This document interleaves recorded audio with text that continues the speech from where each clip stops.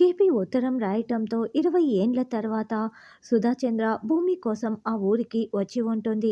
అలా సుధాచంద్ర భూమి నాట్యాలయానికి రావటంతో రిసీవ్ చేసుకొని భూమి చాలా సంతోషపడుతూ ఉంటుంది. అక్కడ ఉన్న శోభాచంద్ర ఫోటోని చూస్తూ, శోభ, నీ ఆశయం నీ కూతురు రూపంలో ఎప్పటికీ ఇక్కడ బ్రతికే ఉంటుంది అని సుధాచంద్ర చెప్తూ ఉంటే భూమి ఇదంతా వింటూ వాళ్ళ అమ్మ ఫోటోకి దండం పెట్టుకుంటూ చాలా సంతోషపడుతూ ఉంటుంది. సుధాచంద్ర భూమితో అలా మాట్లాడడం చూసిన గగన్ ఇదంతా వింటూ చాలా చాలా సంతోషపడుతూ ఉంటాడు. తర్వాత శరత్చంద్ర ఇంట్లో కూర్చొని మందు కొడుతూ ఉంటే బావా అంటూ అపూర్వ వస్తుంది. ఏంటో చెప్పు అని శరత్చంద్ర అంటాడు. పూర్తిగా మీ కూతురుగా మారిపోయిందనుకున్నా ఇప్పుడు ఆ భూమి ఎక్కడ ఉందో మీకు తెలుసా బావా అని ఆ గగన్‌తో ఉంది బావా అని అపూర్వ చెప్పగానే, ఏం మాట్లాడుతున్నావు అంటూ శరత్చంద్ర ఉగ్ర రూపం చూపిస్తూ ఉంటాడు. అసలు మీకు ఎలా చెప్పాలో అర్థం కావటం లేదు బావా.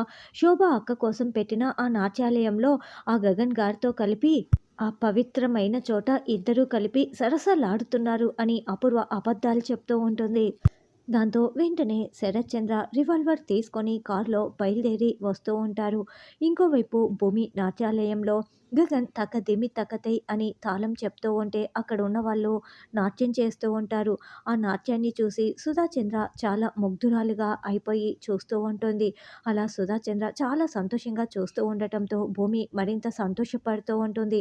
మరి ఇప్పుడు భూమిని చంపటానికి శరత్చంద్ర రాగానే భూమికి బదులుగా గగన్ అడ్డు వెళ్తాడా, మళ్ళీ బుల్లెట్ తగులుతుందా అన్నది రానున్న ఎపిసోడ్లో తెలుసుకుందాం.